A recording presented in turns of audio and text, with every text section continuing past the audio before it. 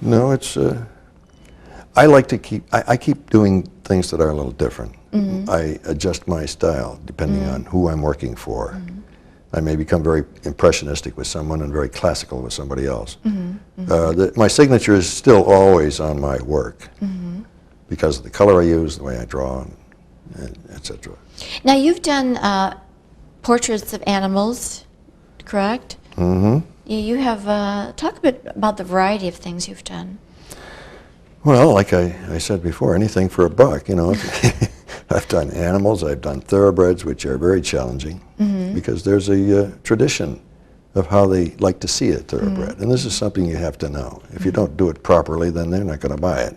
Sure. The head's a little smaller in a thoroughbred.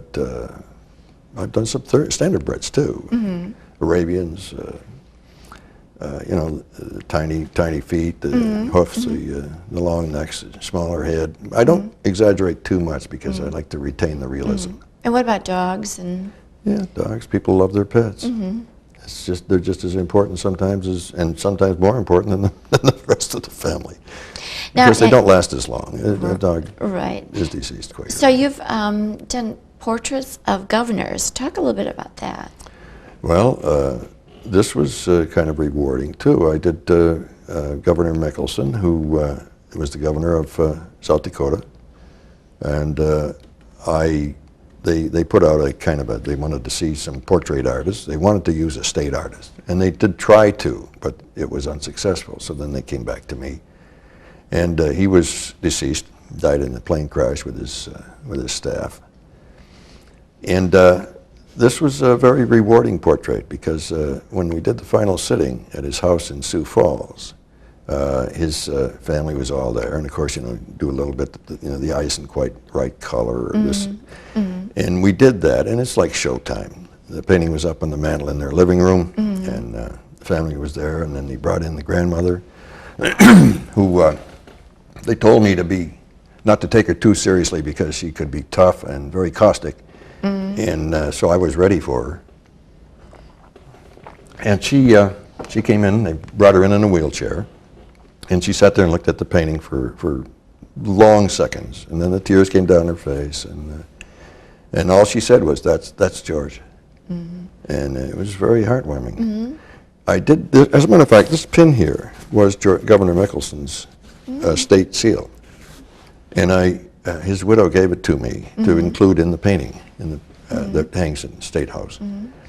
And when I delivered the painting, I gave her back this pin, and she said she wanted me to keep it as a remembrance of George. And I've been wearing it ever since. So it does get kind of, I don't know, a little schmaltzy maybe.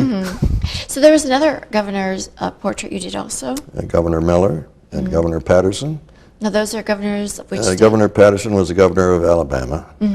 I did him later in his life. He was the youngest governor that was ever in Alabama, and he was on the Court of Appeals there, State Court of Appeals. And this is when I did him. So it was after. It wasn't a state portrait. It was it was for the actually it was for the State House, but he was in his judge's robes. And Governor Miller, no relation by the way, he was a great guy. He followed George Mickelson in South Dakota, and had one of the finest meals I've ever had at the mansion there when we did this sitting for him. It's nice to do these kind of people. They treat you very well. Sure. You've done a couple of professional athletes. I've done a lot of golfers. God, you know, I've done so many that I kind of, it's hard for me to remember them all. I've done golfers for the Golf Hall of Fame, and athletes, not too many other athletes. Mostly golfers. I'm expecting to do the next inductee at Augusta in their Hall of Fame. I don't know who that will be, and the final word, of course, goes to the sponsor. Who does it is the call of the sponsor, the guy who's going to, the people who are going to pay for it. When do they make that decision? They do about one a year. One a year. And so that would be coming up at the end of the golf season?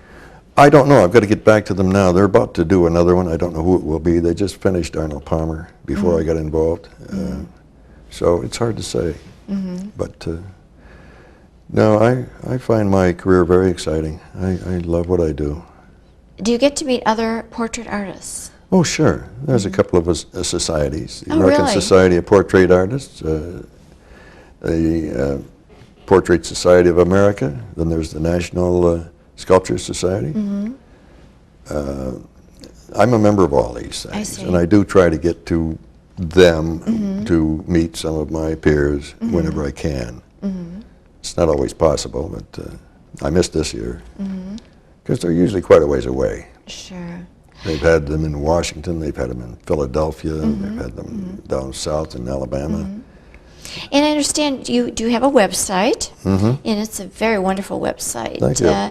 And how does that help you at all to reach out to a broader audience? Yes, it's basically our primary marketing tool. I have a couple of agents, but that is primarily where we get business.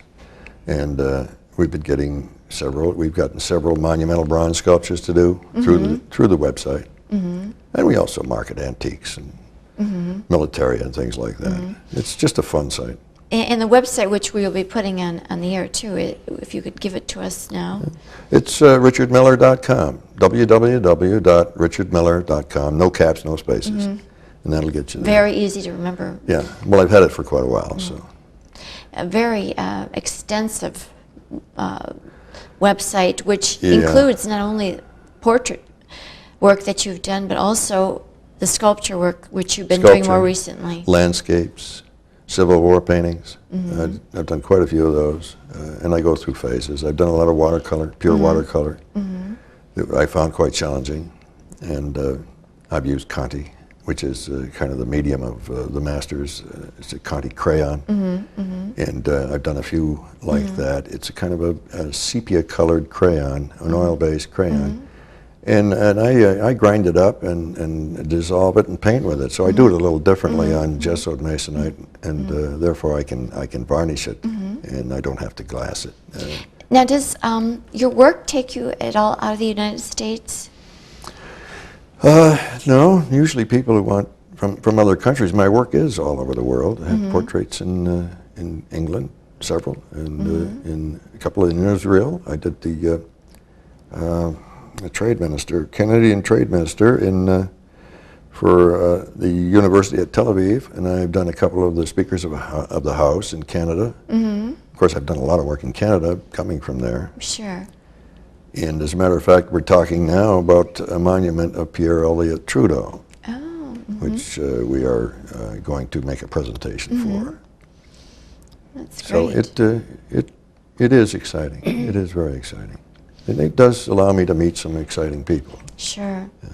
Now, we're going to be showing in a minute or so some footage from the video. Okay.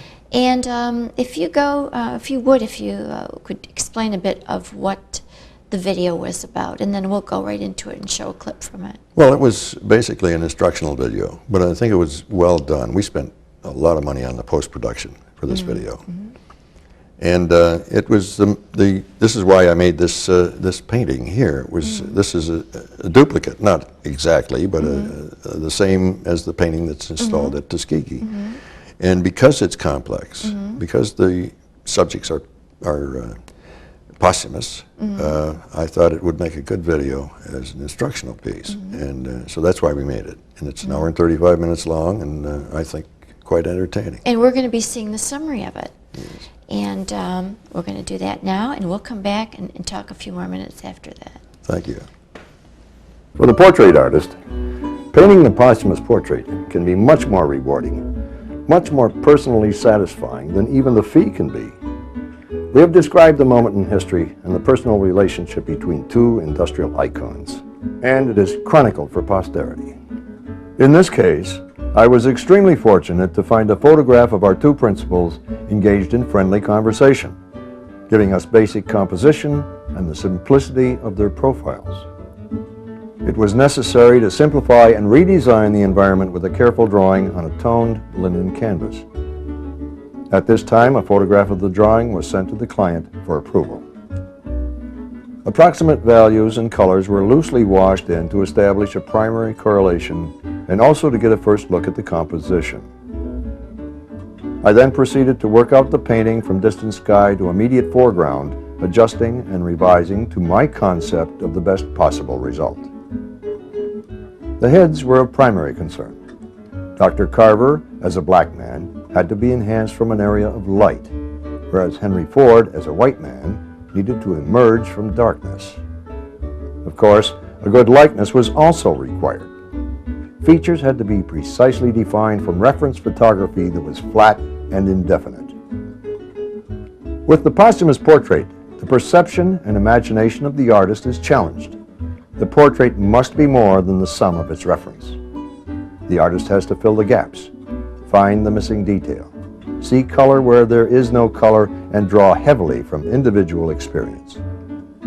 An area that many portrait painters tend to avoid because of the complexity are the hands. Study them, because they can be even more important than facial expression. The shape, the attitude, the gesture, all contribute much to describing personality. Never underestimate the body language of your subject.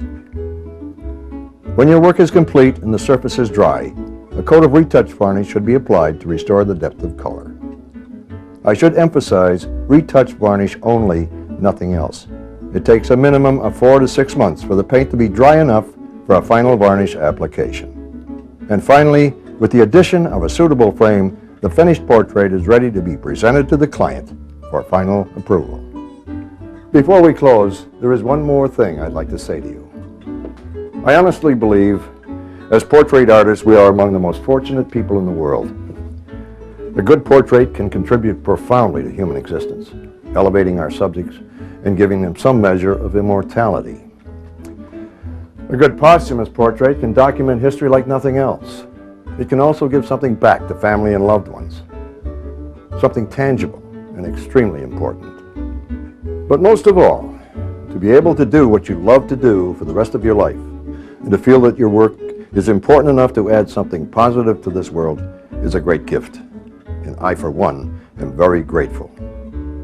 So, break a brush, good luck, and goodbye.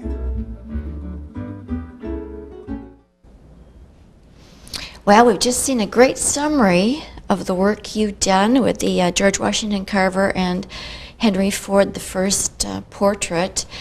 And it really bespeaks of the incredible professionalism and artistry and knowledge you have, all these years of specializing in this. And now, of course, you're on your way in doing the other things, too. And I want to thank you, Richard Miller, for being with us. And would you give us your website again? Yes, it's www.richardmiller.com. And I want to thank you for having me. And I hope to join us again, and we'll talk I would about your certainly sculpting appreciate the next that. time. Yes, anytime. I'm Mary Ann Verdi Huss, and I hope you join us again to Metro Art and Book Talk.